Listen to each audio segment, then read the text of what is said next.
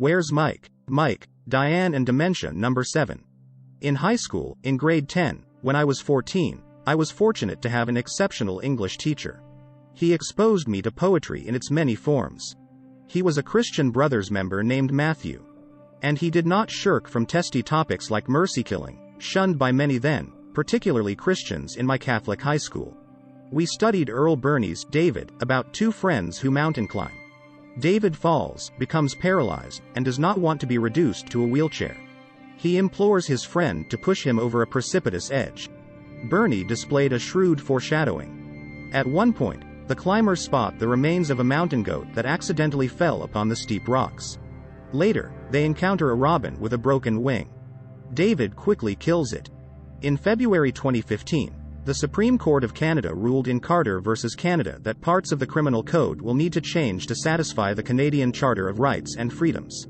The parts that prohibited medical help in dying would no longer be valid. The Supreme Court gave the government until June 6, 2016, to create a new law. In June 2016, the Parliament of Canada passed federal legislation that allows eligible Canadian adults to request medical assistance in dying. On October 5, 2020, the Minister of Justice and Attorney General of Canada introduced Bill C-7, an act to amend the Criminal Code, Medical Assistance in Dying, in Parliament, which proposes changes to Canada's law on medical assistance in dying. On March 17, 2021, Parliament passed revised legislation that changes who may be eligible to get medical assistance in dying in the process of assessment.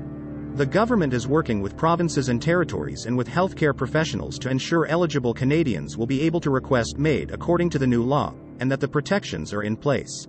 Two types of medical assistance in dying are available to Canadians. A physician or nurse practitioner directly administers a substance that causes death, such as an injection of a drug. This is clinician-administered medical assistance in dying. Or they provide or prescribe a drug the person takes themselves, known as self-administered medical assistance in dying.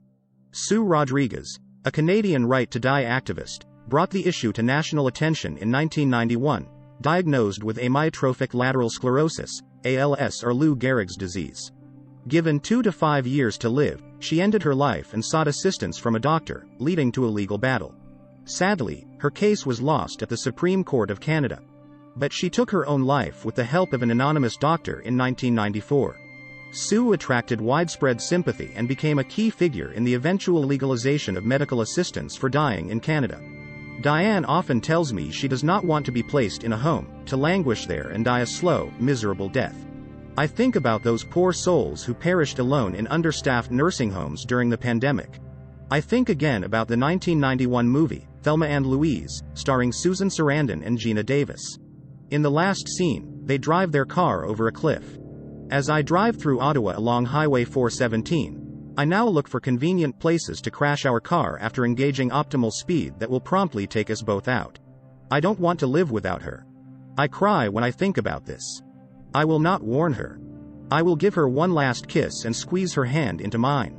Then I worry about the children and the mess they will inherit and insurance issues and all the shit that will transpire involving suicide. I curse and want to stomp about a heath like King Lear in the storm scene. Screaming, the art of our necessities is strange that can make vile things precious. This is a YouTube video based on my Facebook entries on dementia. I welcome your thoughts and prayers. If you are engaged in similar struggles, I also welcome your likes and suggestions.